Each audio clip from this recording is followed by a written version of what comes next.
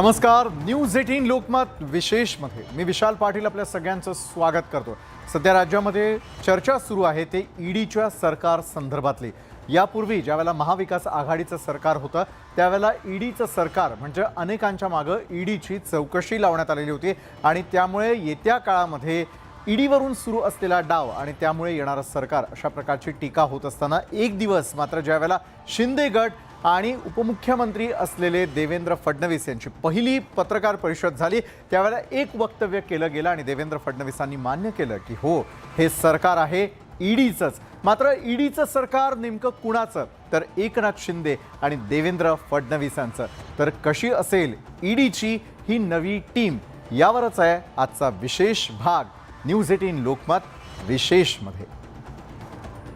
मी एकनाथ संभाजी शिंदे ईश्वर साक्ष शपथ घेतो की मी देवेंद्र गंगाधरराव फडणवीस ईश्वर साक्ष शपथ घेतो की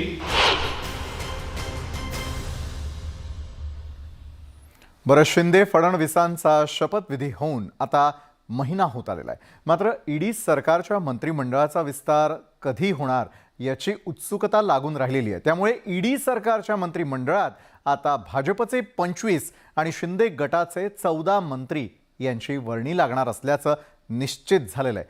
पाहूयात एकनाथ शिंदे आणि देवेंद्र फडणवीस यांच्या ईडी सरकारमध्ये कोण कोण असेल ते। शिंदे फडणवीस सरकारचा मंत्रिमंडळ विस्तार, महाराष्ट्रात 41 मंत्र्यांची टीम ईडी, पावसाळी अधिवेशनाआधी शपथविधी। राज्याचे मुख्यमंत्री म्हणून एकनाथ शिंदे आणि उपमुख्यमंत्री देवेंद्र फडणवीस यांनी शपथ घेतली।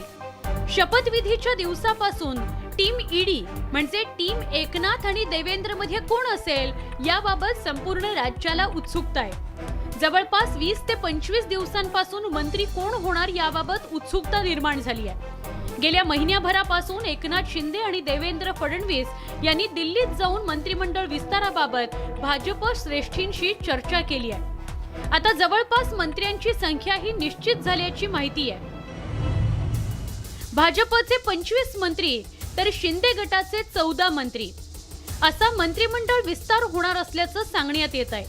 पावसाळी अधिवेशनाआधी टीम ईडी अस्तित्वात येईल असा विश्वास उपमुख्यमंत्र्यांनी व्यक्त केलाय। अजून तारीख ठरलेली नाही, पण मला असं वाटतं की लवकरात लवकर आता विस्तार होईल। त्या संदर्भातल्या ज्या काही घडामोडी आहेत त्या आमच्या चाललेल्या आहेत, लवकरच विस्तार आम्ही करू। मुख्यमंत्री एकनाथ शिंदे यांच्यासोबत आलेल्यांपैकी कोण मंत्री होतील याची उत्सुकता आहे। काही अपक्षांनाही मंत्रिपदाचे वेध लागलेत, त्यामुळे यावेळी मंत्रिमंडळात कोण कोण असेल हे बघणं महत्त्वाचं ठरणार आहे। मुख्यमंत्र्यांनीही मंत्रिमंडळ विस्ताराचे स्पष्ट संकेत दिलेत।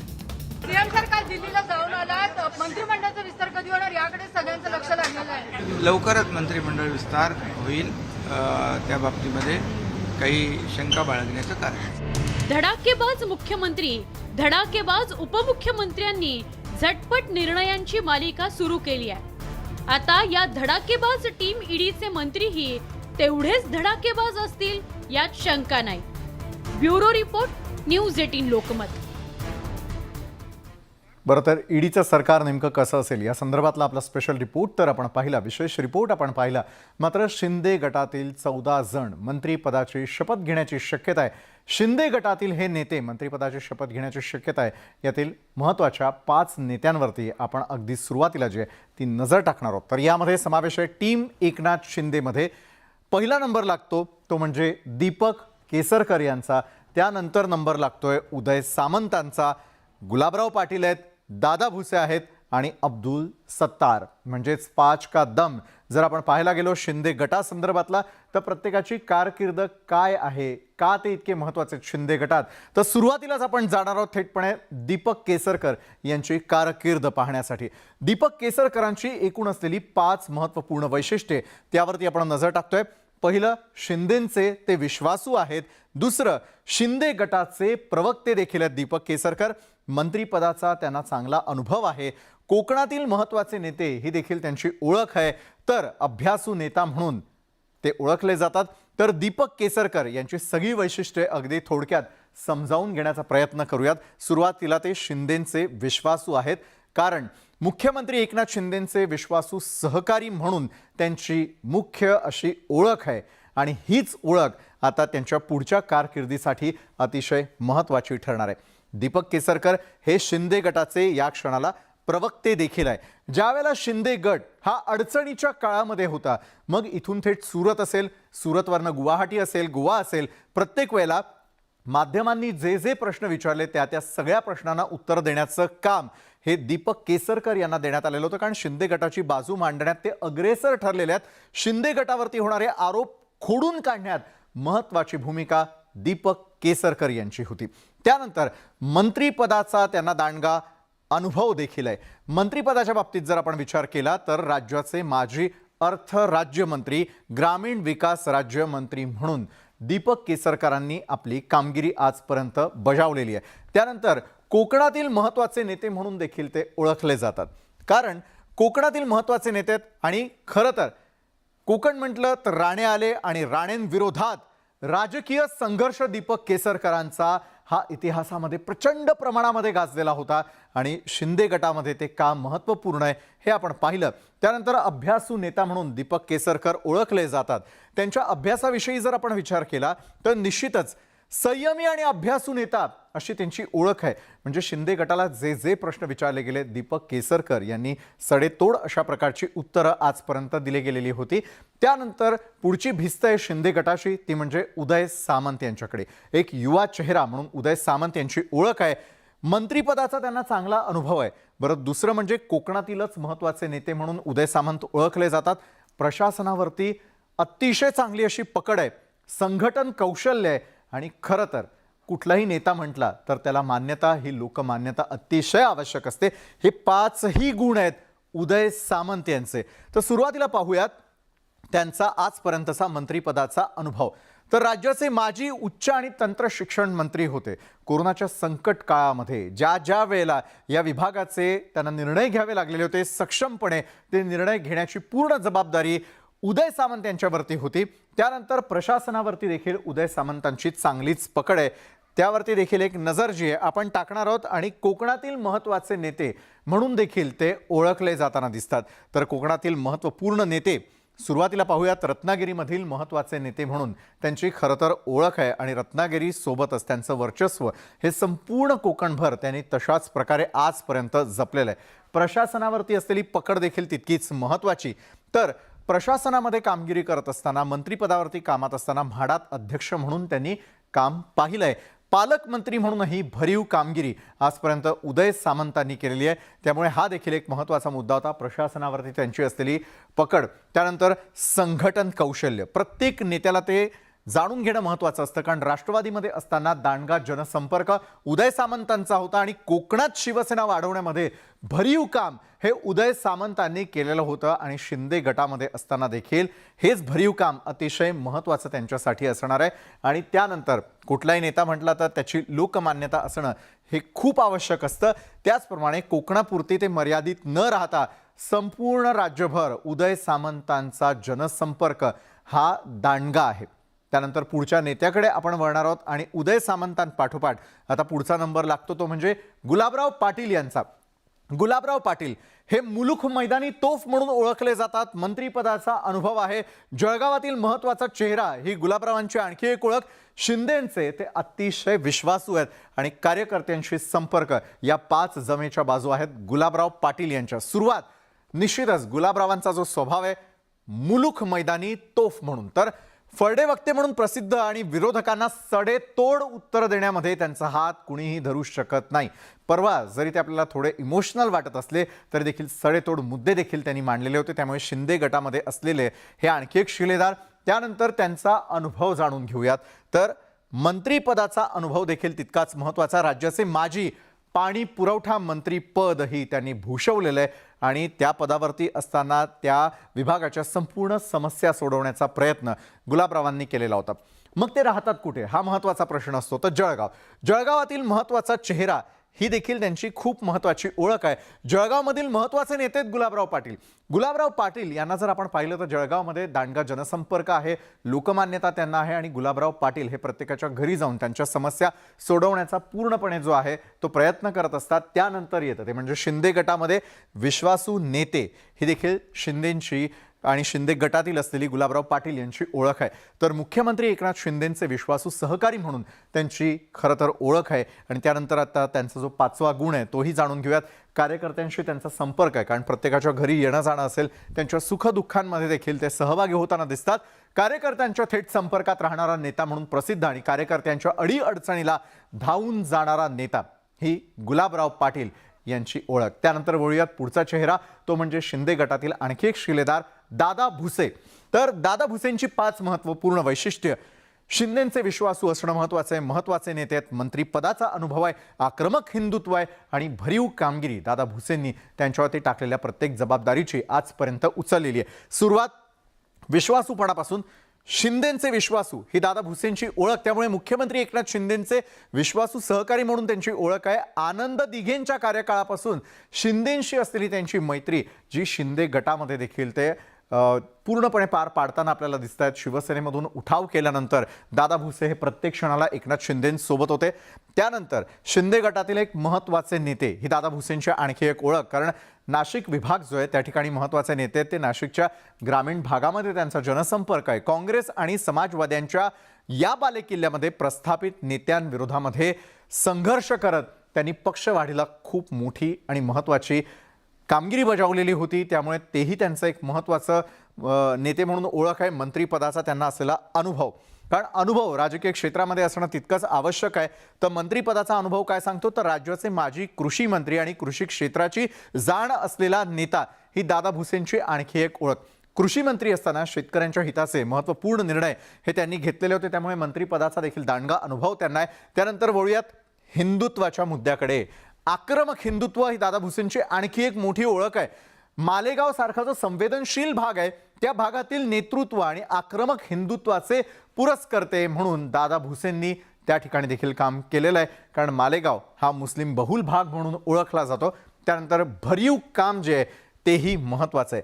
भरीव काम त्यांनी केव्हा केव्हा केलं, तर खरं कोरोना काळामध्ये मालेगावमध्ये चांगली कामगिरी त्यांनी बजावलेली आहे. सुरुवातीला ज्या वेळेला कोरोनाचं आगमन महाराष्ट्रामध्ये झालं त्यावेळेला मात्र मालेगाव हा हॉटस्पॉट होता आणि हॉटस्पॉटमध्ये काम करण्याची जी कामगिरी आहे ती दादा भुसेंनी करून दाखवली. त्यानंतर आणखी एक 5वे आणि महत्त्वाचे शिलेदार अब्दुल सत्तार.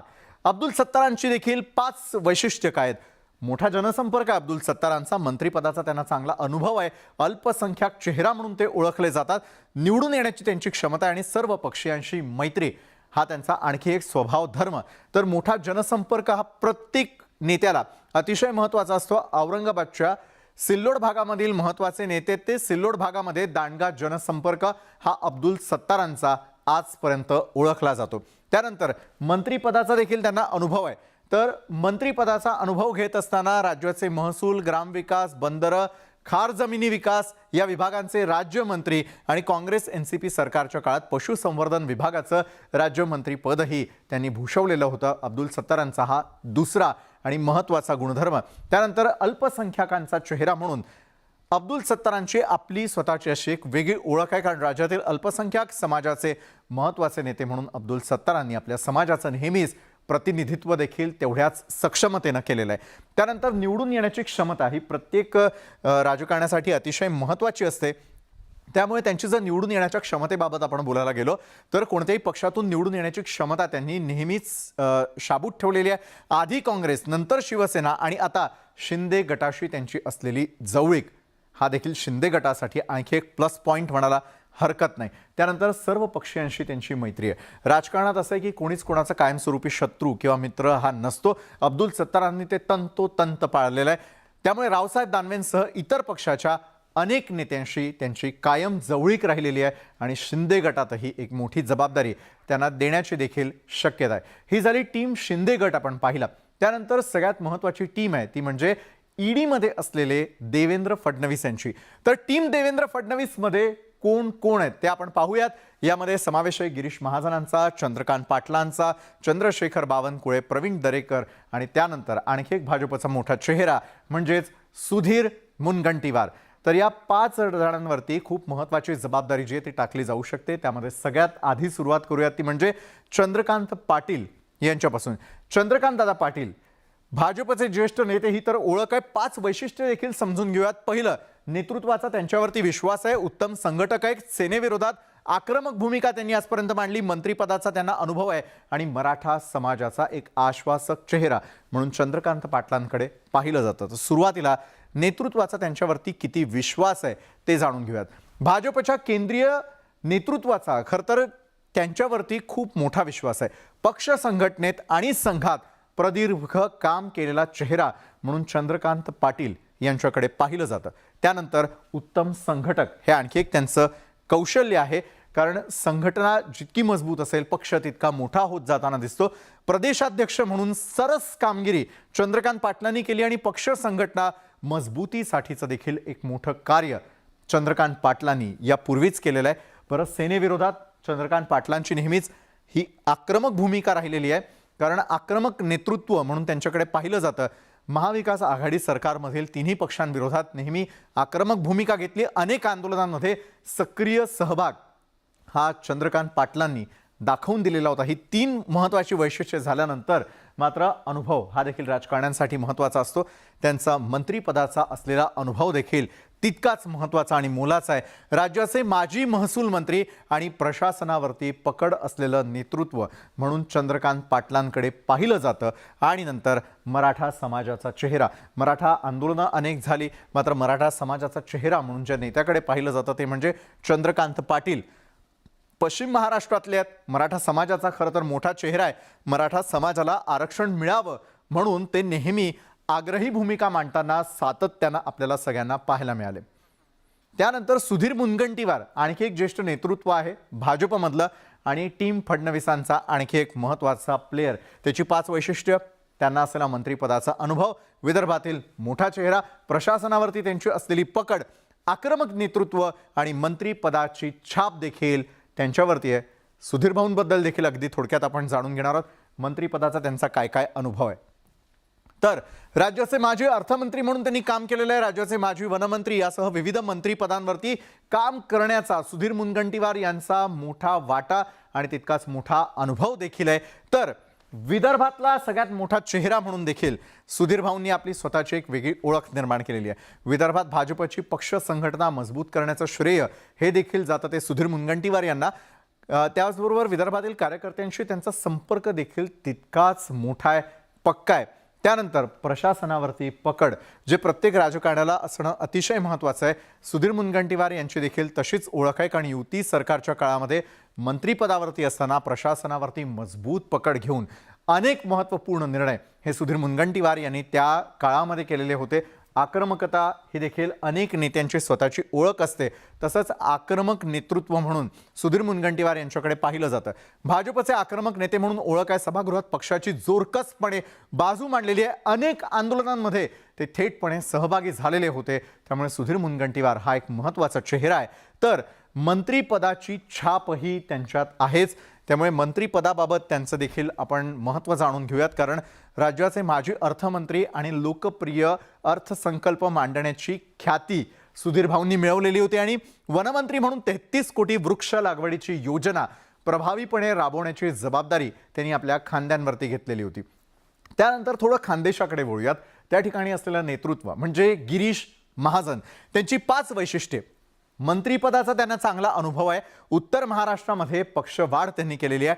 भाजपचे संकट मोचक ही त्यांची ओळख. भाजपची बुलंद तोफ आणि भाजपचा आक्रमक चेहरा म्हणजेच गिरीश महाजन. गिरीश महाजनांची एक एक वैशिष्ट्य समजून घेऊयात. त्यांना आतापर्यंत असलेला मंत्रिपदाचा अनुभव. तर राज्याचे माजी जलसंपदा मंत्री, प्रशासनावरती त्यांची मजबूत पकड गिरीश महाजनांनी मिळवलेली ती. त्यांचा स्वभाव देखील त्यासाठी अनेक वेळेला कारणीभूत ठरलेला आहे. उत्तर महाराष्ट्रामध्ये पक्षवाढीचं जर श्रेय कोणाला जात असेल तर ते गिरीश महाजन यांना जातं. उत्तर महाराष्ट्रामध्ये त्यांनी आजपर्यंत चांगली कामगिरी बजावली. उत्तर महाराष्ट्रातला भाजपचा सर्वात मोठा चेहरा आणि तळागाळातील कार्यकर्त्यांशी गिरीश महाजन यांचा असलेला थेट संपर्क या जमेच्या बाजूत त्यांच्यासाठी भाजप ज्या वेळेला संकटात आली त्यावेळेला संकटमोचक म्हणून गिरीश महाजन यांनी आपली कामगिरी बजावली. तर भाजपचं संकटमोचक म्हणून त्यांनी काम करत असताना पक्षासाठी कोणतीही कामगिरी पार पाडण्याची क्षमता त्यांनी स्वतःमध्ये बांधली. अनेक राजकीय ऑपरेशन्सची जबाबदारी ही विश्वासू असल्या कारणामुळे गिरीश महाजन यांच्यावरती सोपवण्यात आलेली होती.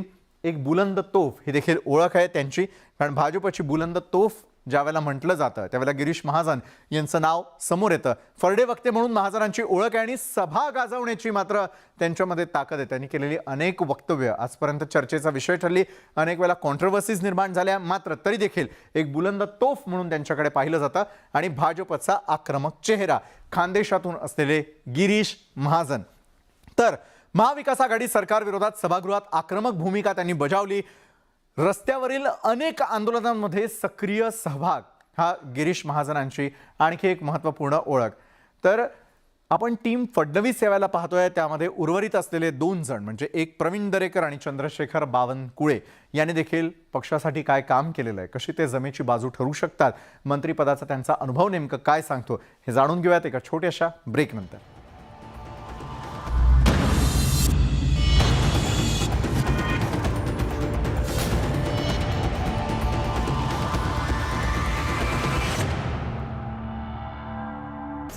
त्यांनी या पत्रात म्हटलंय.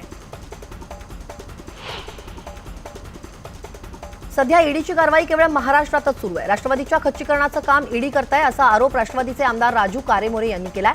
प्रफुल्ल पटेल यांच्यावर केलेली कारवाई सूडबुद्धीनं केल्याचा आरोपही त्यांनी केलाय.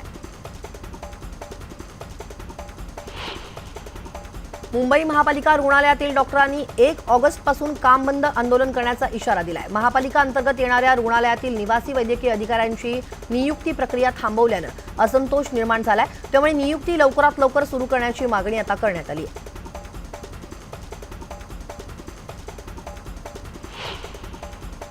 तांत्रिक कामांसाठी रविवारी हार्बर मार्गावरती पनवेल वाशी दरम्यान आणि पश्चिम रेल्वे मार्गावर सांताक्रूज गोरेगाव दरम्यान अप डाऊन जलद मार्गावरती मेगा ब्लॉक घेण्यात येणार आहे. मध्य रेल्वेच्या मुख्य मार्गावरील भायखळा माटुंगा दरम्यान जलद मार्गावर आज रात्री 11:30 पासून ब्लॉक घेण्यात येणार आहे. बहुचर्चित मुंबई अहमदाबाद बुलेट ट्रेनच्या मुंबईमधील खीड बसलेल्या कामांना केंद्र आणि राज्य सरकारनं आता गती देण्याच्या हालचाली सुरू केल्यात. वांद्रे कुर्ला संकुलातील स्थानकाचा आराखडा, बांधकाम तसंच 21 किलोमीटरच्या भुयारी मार्गासाठी फेरनिविदा मागवण्याचा निर्णय घेण्यात आलाय. बेस्ट उपक्रमानं बसचं तिकीट काढताना होणारा रोख रकमेचा व्यवहार टाळण्यासाठी डिजिटल तंत्रज्ञानावर आधारित टॅप इन टॅप आउट सेवा सुरू केली आहे. मात्र सध्या मोजक्याच बसमध्ये ही सुविधा उपलब्ध आहे. येत्या 15 ते 20 दिवसांमध्ये बेस्टच्या ताफ्यातील आणखी 100 बसगाड्यांमध्ये ही सुविधा उपलब्ध करण्यात येणार असल्याची माहिती बेस्टच्या अधिकाऱ्यांनी दिली आहे. राज्य परिवहन महामंडळ अपघात टाळण्यासाठी आपल्या चालकांकरता विशेष प्रशिक्षण सुरू करता याचा कालावधी 4 ते 8 दिवसांचा असण्याची शक्यता आहे. राज्यातील सर्व विभागातील चालकांना टप्प्याटप्प्याने याचं प्रशिक्षण दिलं जाणार आहे. विभागीय वाहतूक अधिकारी आणि वाहतूक निरीक्षक यांच्या मार्गदर्शनाखाली हे प्रशिक्षण होणार आहे. राज्य परिवहन महामंडळाच्या वाशिम, रिसोड, मंगरुळपीर आणि कारंजा या 4 एसटी आगारांना यंदा फायदा झालाय. आषाढी वारीतून जिल्ह्यातील 4ही आगारांना जवळपास 38 लाखांचं उत्पन्न मिळालंय. एसटी महामंडळानं पंढरपूर वारीसाठी विशेष गाड्यांचं नियोजन केलं होतं. त्यात जिल्ह्यातील 4ही आगारांनी 198 विशेष बस फेऱ्या सोडल्या होत्या.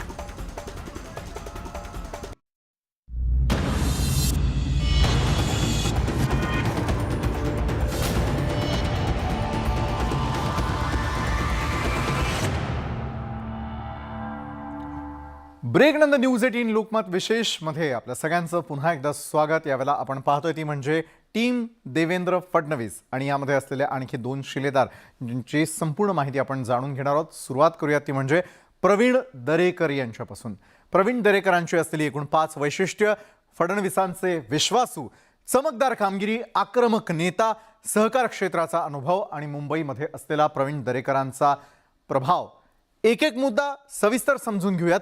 फडणवीसांचे विश्वासू ही प्रवीण दरेकरांची ओळख, कारण देवेंद्र फडणवीसांचे विश्वासू म्हणून तर ओळख आहे, मात्र भाजपमधील दिग्गजांऐवजी विधान परिषदेमध्ये दरेकरांना जी आहे ती संधी देण्यात आलेली होती आणि प्रवीण दरेकर जेव्हा जेव्हा पक्षाची कामगिरी बजावण्याची जबाबदारी दिली जाते सक्रियपणे सहभागी होत असल्याचं दिसतं. त्यानंतर आजपर्यंत त्यांनी केलेली कामगिरी देखील तितकीच महत्त्वाची आहे. चमकदार कामगिरी आजपर्यंत प्रवीण दरेकरांनी काय काय केली तर विधान परिषदेमध्ये महाविकास आघाडी सरकार विरोधात आक्रमक पवित्रा प्रवीण दरेकरांचा नेहमी राहिला. ठाकरे सरकारला विविध प्रश्नांवरून धारेवरती धरणं हा आणखी एक स्वभाव धर्म जो आहे प्रवीण दरेकरांचा आणि त्यांना दिलेली ही पक्षाखंड जबाबदारी त्यांनी चोखपणे पार पाडली. त्यानंतर आक्रमकपणा जो नेत्यामध्ये अतिशय महत्त्वाचा असतो तोच आक्रमक नेता म्हणजे प्रवीण दरेकर. कारण भाजपमध्ये प्रवेश केल्यानंतर भाजपची भूमिका मांडण्यात ते अग्रेसर राहिले. रस्त्यावरील अनेक आंदोलनांमध्ये सक्रिय सहभाग हा प्रवीण दरेकरांचा आपल्याला सातत्यानं पाहायला मिळाला आणि त्यानंतर मुंबईमध्ये असलेलं त्यांचं नेतृत्व हे देखील तितकंच महत्त्वाचं आणि त्यामुळे सहकार क्षेत्राचा जो त्यांचा अनुभव आहे तोही आपण जाणून घेऊयात. सहकार क्षेत्राची अनेक मोठी जबाबदारी त्यांच्यावर देण्यात आली. मुंबई बँकेचे अध्यक्ष म्हणून अनेक वर्ष त्यांनी काम केलं. सहकार क्षेत्राशी त्यांचा जवळचा संबंध राहिला. तर प्रवीण दरेकर सहकार क्षेत्राचा अनुभव असलेलं आणखी एक नेतृत्व आणि त्यानंतर मुंबईमध्ये ते काम महत्त्वाचं आहे. तर मुंबईमध्ये प्रवीण दरेकरांचा प्रभावही तितकाच मोठा आणि सक्षम आहे. शिवसेना असेल मनसे ते भाजप असा राजकीय प्रवास त्यांनी केला. मुंबईमध्ये मात्र दांडगा जनसंपर्क कुणाचा असेल तर तो आहे प्रवीण दरेकर यांचा. आणि त्यानंतर आणखी एक शिलेदार चंद्रकांत बावनकुळे. तर चंद्रशेखर बावनकुळे जे आहेत ते महत्त्वाचे आहेत. चंद्रशेखर बावनकुळे यांची आपण महत्त्वपूर्ण जी आहे ती 5 वैशिष्ट्ये जाणून घेऊयात. ओबीसी समाजाचे नेते आहेत. मंत्रिपदाचा अनुभव आहे. संघटन कौशल्य त्यांच्यामध्ये आहे. वीज प्रश्नी आक्रमक आहेत आणि तळागाळातील नेते हे चंद्रशेखर बावनकुळे यांची खरं तर ओळख. आणि चंद्रशेखर बावनकुळे म्हणजे ओबीसी समाजाचे नेते ही त्यांची ओळख आहे. कारण राज्यातील ओबीसी समाजाचे महत्त्वाचे नेते ओबीसी समाजाला राजकीय आरक्षण मिळावं म्हणून आक्रमक भूमिका चंद्रशेखर बावनकुळे यांनी आजपर्यंत बजावली आणि त्याला येत्या काळामध्ये यश येताना देखील आपल्याला स्पष्टपणे दिसतंय. मंत्रिपदाचा अनुभव देखील चंद्रशेखर बावनकुळे यांना आहे. मंत्रिपदाचा अनुभव काय सांगतो तर राज्याचे माजी ऊर्जा मंत्री होते. शून्य भारनियमनाचा यशस्वी प्रयोग जो कोणी करून दाखवला ते म्हणजे चंद्रशेखर बावनकुळे. त्यानंतर संघटन कौशल्य अतिशय महत्त्वाची बाब त्याकडे देखील दुर्लक्ष करून चालणार नाही. भाजपचे विदर्भातील महत्त्वाचे नेते अनेक कार्यकर्त्यांशी संवाद आणि नागपूर ग्रामीणमध्ये मोठा जनसंपर्क हा चंद्रशेखर बावनकुळे यांचा आहे. नंतर संघटन कौशल्यानंतर वीज प्रश्नी ते आक्रमक असल्याचं पाहायला मिळालेलं होतं.